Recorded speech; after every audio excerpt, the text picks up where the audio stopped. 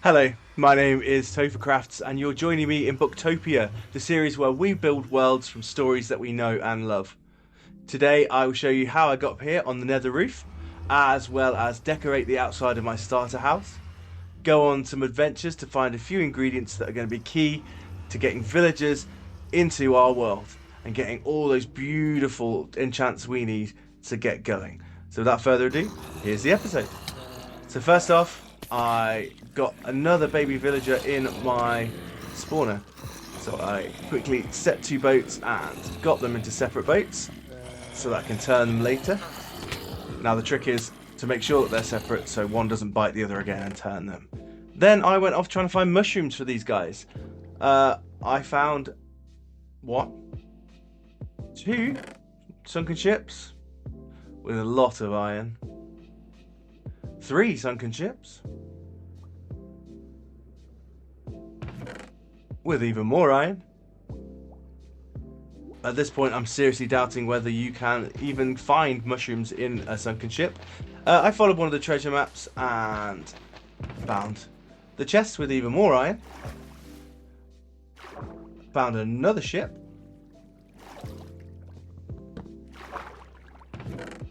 With even more iron and a few emeralds to boot. Follow the treasure map. Even more iron, emeralds and diamonds. And at this point, I'm feeling like the catastrophe of dying with a stack of iron from the last episode is behind me. My iron is well back and looking healthy again. So we sail back. We did not find any mushrooms, but I thought it best to take these supplies back and see where we go. So we float back to the mob spawner, back to the safety of our home. Up we go. And I decide, actually one of the best places to get mushrooms from is the Nether. So I set about building myself a Nether portal. To start with, I need to expand the base around the back a little bit. So I whack down some of these slabs.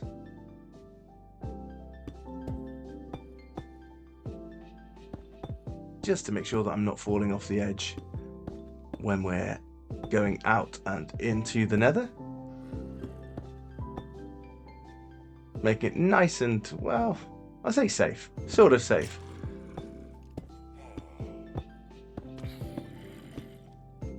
All the while you can hear the mob spawner in the background doing what it does best, dropping those mobs ready for me to build up all of that experience.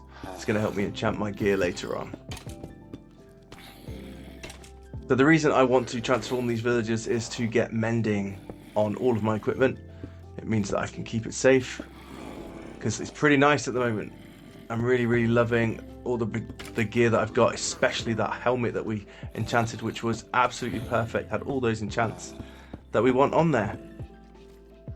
So easy peasy, building up my Nether portal. There we go. Yeah, it's the cheap version. But hey, who can afford extra obsidian on these builds?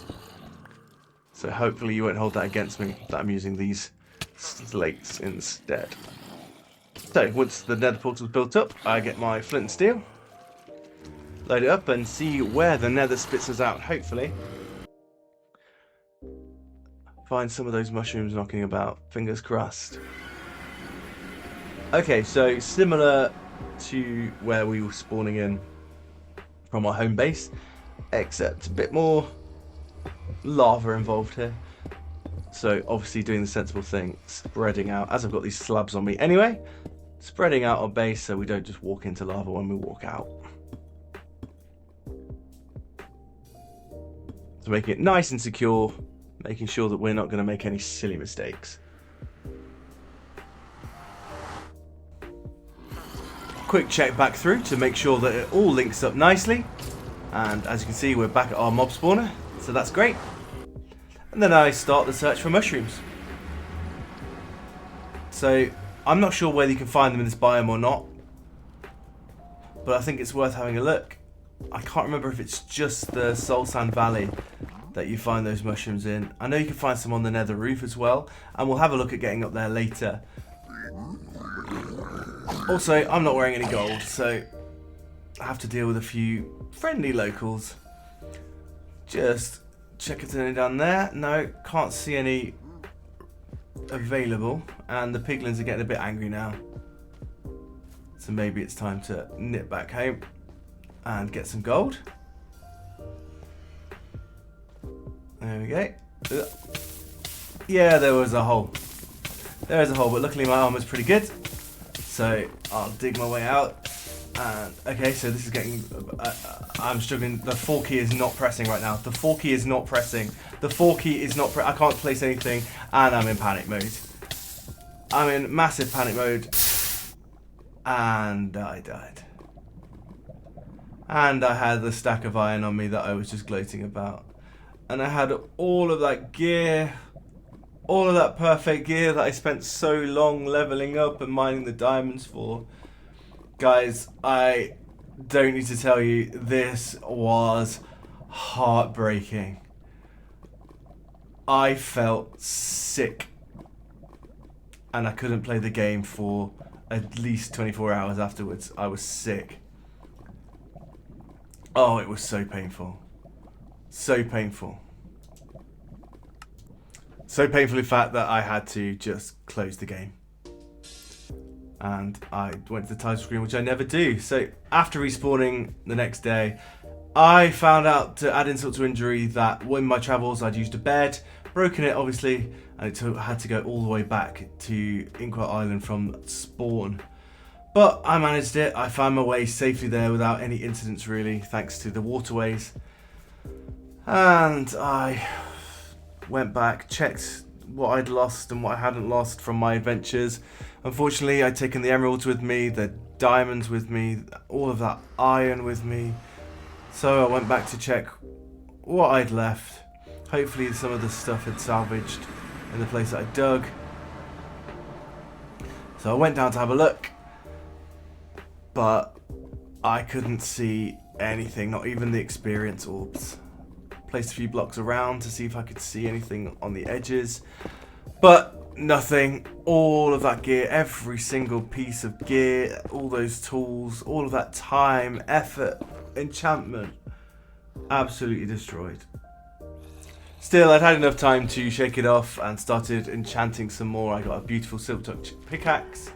I then enchanted a fortune 3 pickaxe and an efficiency 4 and breaking 3 fortune pickaxe, which I combined to make a beautiful fortune 3 efficiency 5 and breaking 3 pickaxe. Just as a little nod to my old pickaxe that I just lost in the lava. Still, with O Fortuna now in place, there was only one thing for me to do. Having lost all of my gear, I'm feeling pretty down. It's time to go down to the mines, where I dug around tough, and you know it, I found diamonds. And I found more diamonds. Because tough is the meta, guys. I found more diamonds. I promise you, I said this last time, if you want diamonds, just dig tough. You'll find them. Also, while I was digging around finding these diamonds, I found a tough vein where I found a lot of iron, and we'll see in a minute how much I found. But I also found a good number of diamonds to get me going and get me geared up again. So the eagle-eyed among you will notice that I found nearly 2 stacks of iron, which I pillared up all the way to the sky with, feeling pretty smug having lost nearly 2 stacks of iron already. I mined back down to earth with my fortune 3 pickaxe, and having done this I gained a lot of iron, a lot more than I previously lost. In fact, I got 4.5 stacks, that's right. Then I tried my luck with the 10 diamonds that I'd got, again using my fortune 3 pickaxe to mine all the way down and see that diamond total totting right back up, giving me enough to make the gear that I needed. And while I was here, I thought it was about time that we started to decorate Inkwell Island a little bit, starting with the path that's going to run all the way through the island. Now all of that tuff that I've dug up is now going to find its use here. We'll start to see the design as I'm putting it in. It's pretty simple. It's essentially two designs that are occasionally crossing over.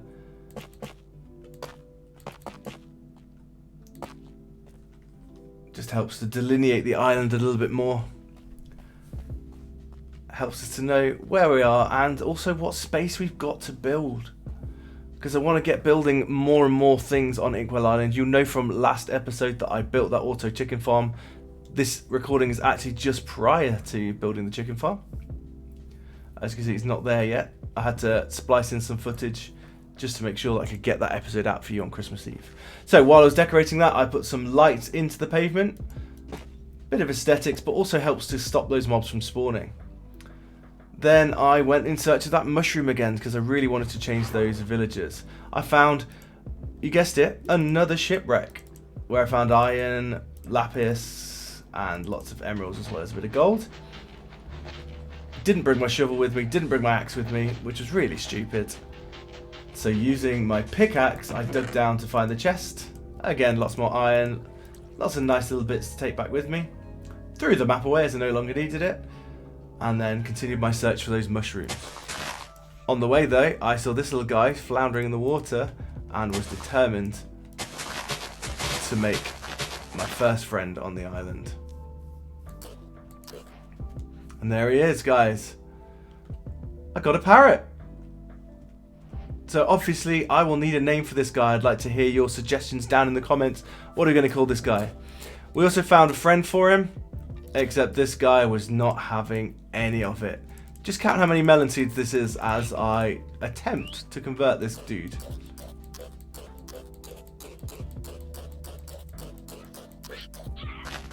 That was 18, and he still wasn't done. Once I finally managed to convince him to come along with me though, it was back to the mob spawner where I sat them down in safety. Remember, I will need names for these guys, so please leave your name suggestions down in the comments and I'll pick my favourites. Then it was a case of sorting out all of the drops that we were getting from the mob spawner because the chests below were getting a bit overwhelmed. As you can see, we're getting loads and loads of drops because we're doing a lot of enchanting, like this bow here, which is kind of tasty. Once we got all of the enchanting gear, it was time to get that mushroom. It was really, really bothering me. So, quick jump down into the sea. Like a pro. On the way, we found another shipwreck with a bit more iron. And then a site for sore eyes, this mushroom island where I collected a lot of mushrooms. And then on the way back, I found some of these abandoned portals. Took a bit of the obsidian back with me. Made a fermented spider eye. Put it in the brewing stand with some water bottles. Then put some gunpowder in there to make them splash potions of weakness. Once they'd all brewed up, I got my achievement, local brewery. But more importantly, I got to work changing my zombie villagers into helpful members of society once again. So a quick splash with the splash potion of weakness. And then feed them both a golden apple. Oh, nearly gave them one for good luck there. And then all we have to do then is wait. So building a nice wall around just to keep them safe. And then as I'm doing that, I eventually get the achievement Zombie Doctor. And there he is, our first villager. He's all ours. And followed swiftly by the baby villager. And so pretty soon I got about trying to find mending. Now my first drop wasn't that great, but it didn't take really that long. A few changes later, a few cycles of chopping it down and then changing the books. Chopping it down and changing the books.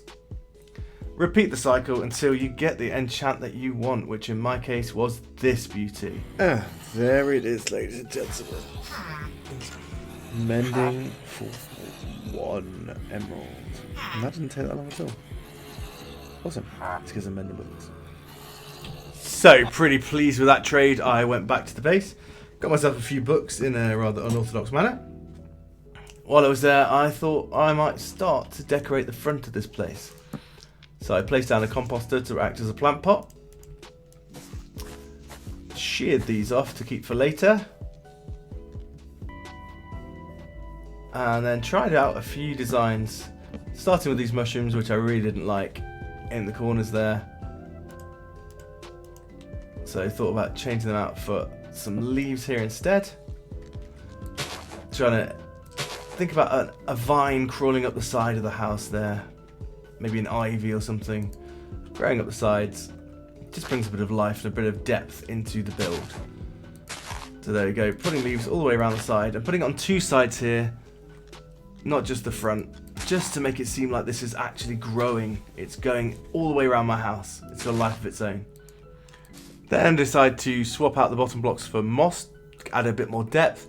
That's the beautiful thing about Minecraft. You can just change your mind. If you don't like something, chop and change it.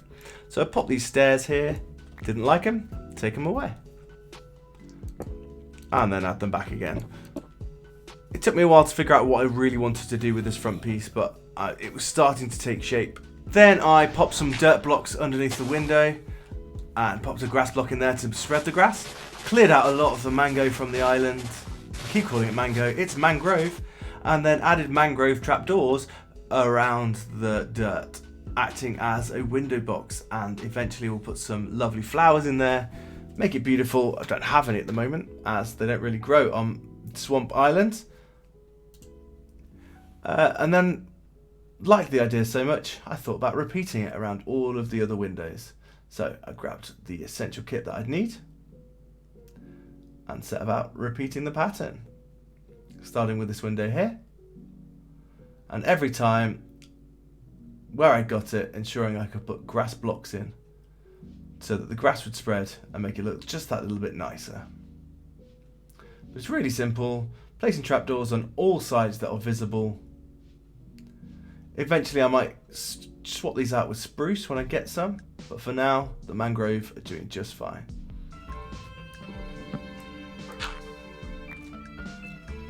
Deciding to expand this one out to match the other side.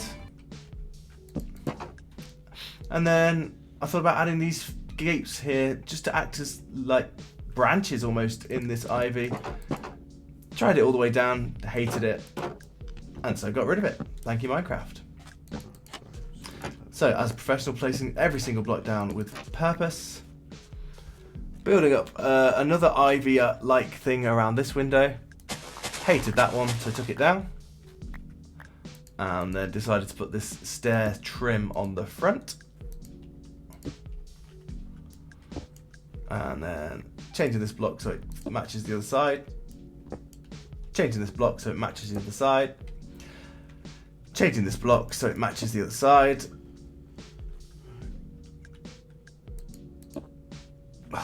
First time, every time, guys. First time, every time. There we go.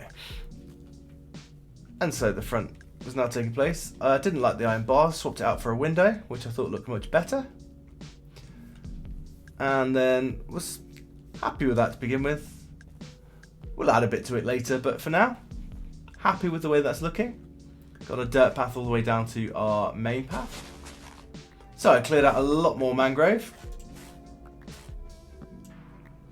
Decided to make as much space as possible on the island when I noticed a thunderstorm. Now, my roof is made of wood, and so I rushed up to put a lightning rod there, and while I was faffing about, I got struck by lightning. Luckily, I didn't die. I don't know how. After that, I set about popping some flowers into my window boxes. There we go. Expanding the roof out a little bit. I thought it was looking a bit shallow. And then finishing the edging off with some posts to hold it all up. Except that one was floating, so I needed to fill in that corner bot.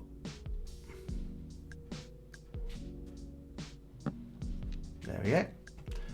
And mirroring that on the other side. Simple fence posts all the way down. And there we go. Looking a bit better, looking quite tidy, I think. And then I decided to link up the path to the main path, take away this dirt path, and put in a similar style to our main path that's going to run all the way through Inkwell Island. Linking both builds together. So here we go, setting this down. And then filling in the sides.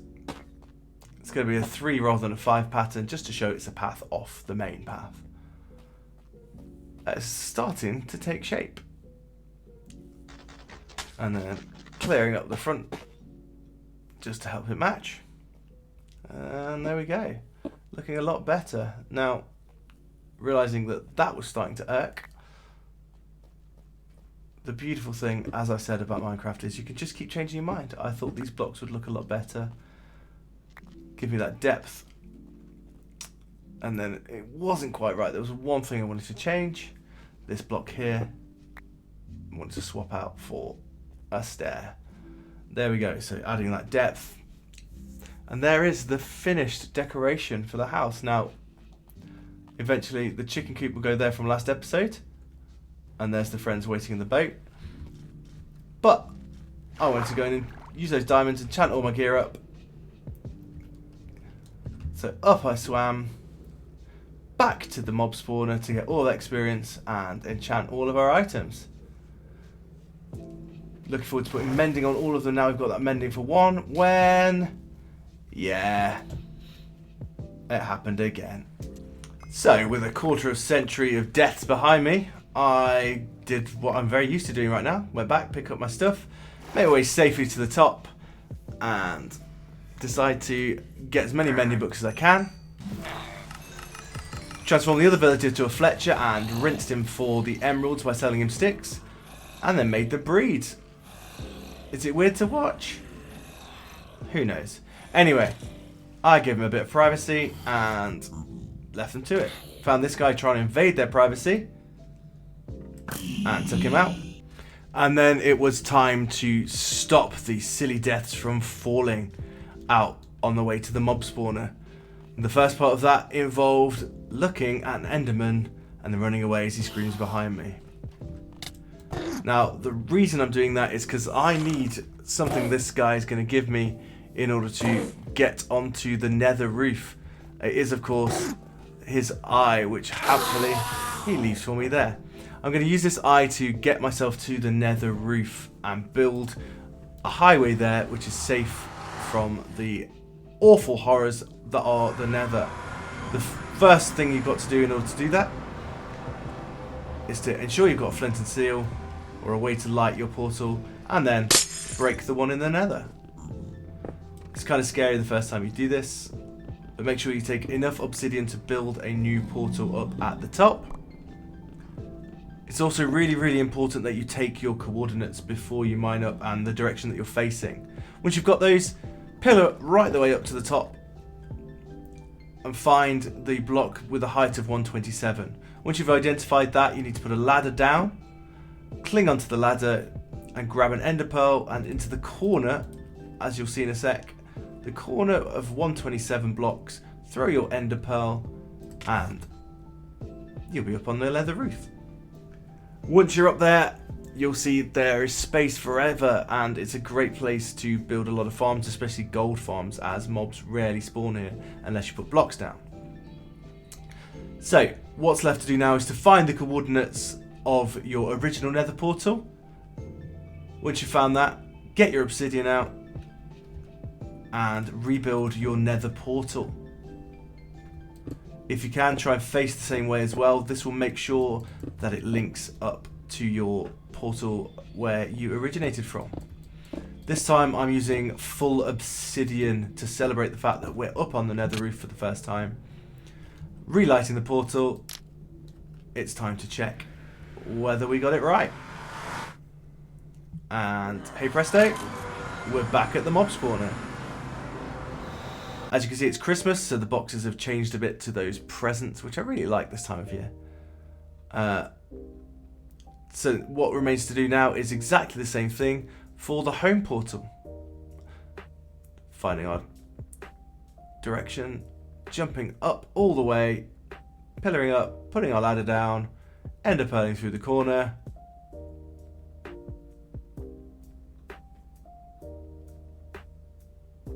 Ender pearling through the corner. Come on, Toph. Ender pearl. There we go. And there's our other portal. We need to find the exact coordinates we had for our original. We didn't go too far away this time, so it should be fairly easy. There we go. And again, as we're on the nether roof, why not make it a bougie full portal? There we go. Lighting that. Checking that we go back to where we think we're going to. Which we do. There's our original nether portal. There's Inkwell Island. Excellent. So now what we've got is a safe highway between home base and Inkwell Island and a short hop away, which we'll decorate later. We've got our mob spawner, like so. So it's a really cool, convenient way to get there, and then I chop down this pillar in celebration so I'll never have to float back up there again. Then, as it's Christmas, I decide to go looking for a spruce tree to build a Christmas tree and find this amazing looking village with some cherry trees and spruce trees in the background. It is gorgeous and I really want to do something with it later. After I have a little kip, I go and have an explore around. Lots and lots of hay bales. I'll come back for those. But I also find in this place, up these stairs, a nice present with some emeralds. And what appears to be in every single village I find these days. Not the bell, hopefully that's in every village. What I find in every village these days is books. And there we go. More books, but with my silk touch, I can take the bookshelves and carry those in a much more convenient manner.